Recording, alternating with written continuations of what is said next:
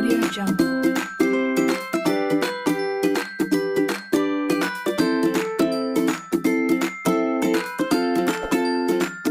Audio Jungle.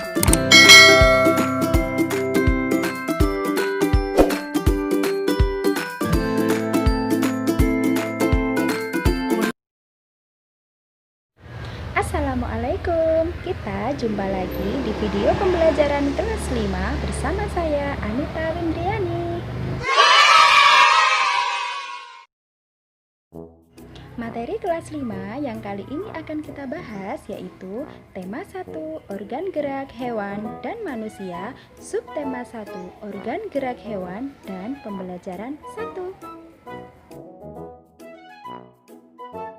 Tujuan pembelajaran kita kali ini yaitu yang pertama, siswa dapat menyebutkan alat gerak hewan dan manusia secara benar.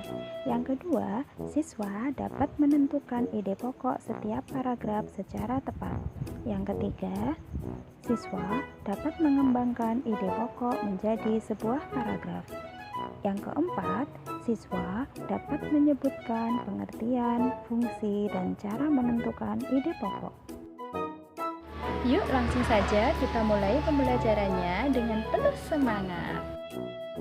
Nah sekarang coba amatilah gambar kelinci berikut. Kelinci adalah binatang yang lucu, memiliki bulu yang tebal dan gerak yang lincah. Kelinci dapat berlari dan meloncat karena memiliki organ gerak. Gerak pada manusia dan hewan menggunakan organ gerak yang tersusun dalam sistem gerak. Organ gerak berguna untuk berjalan, berlari, melompat, meloncat, memegang, menggali, memanjat, dan berenang.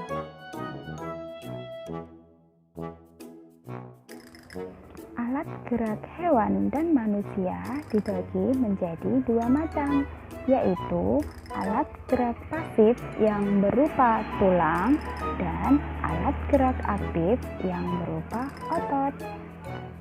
Kerjasama keduanya akan membentuk sistem gerak. Tulang disebut alat gerak pasif karena tulang tidak dapat bergerak dengan sendirinya. Tanpa adanya otot sebagai alat gerak aktif, maka tulang hewan dan tulang manusia tidak dapat melakukan pergerakannya. Otot disebut alat gerak aktif karena otot memiliki senyawa kimia yang membuatnya bergerak. Otot menempel pada tulang, sehingga ketika otot bergerak, tulang pun ikut bergerak.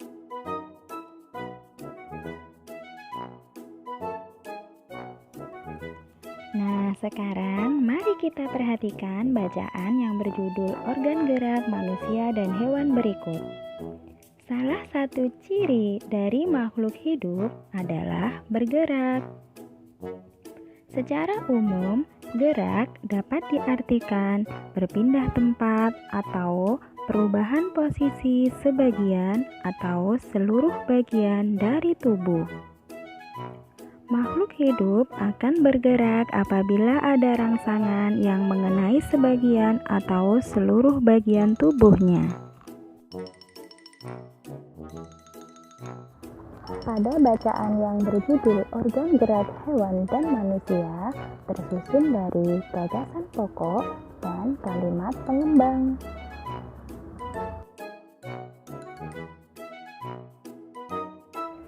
Ide pokok adalah gagasan yang menjadi dasar sebuah paragraf. Ide pokok disajikan dalam bentuk kalimat utama.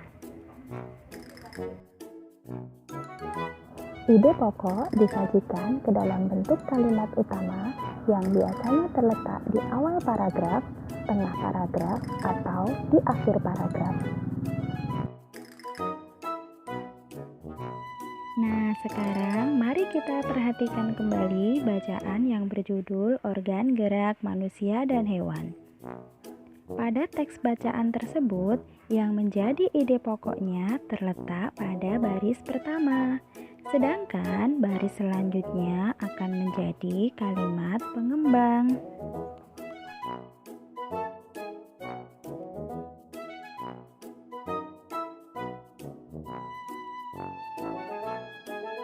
Nah, sekian dulu video pembelajaran kali ini. Semoga apa yang kita pelajari menjadikan ilmu yang bermanfaat. Sampai jumpa pada video berikutnya. Assalamualaikum.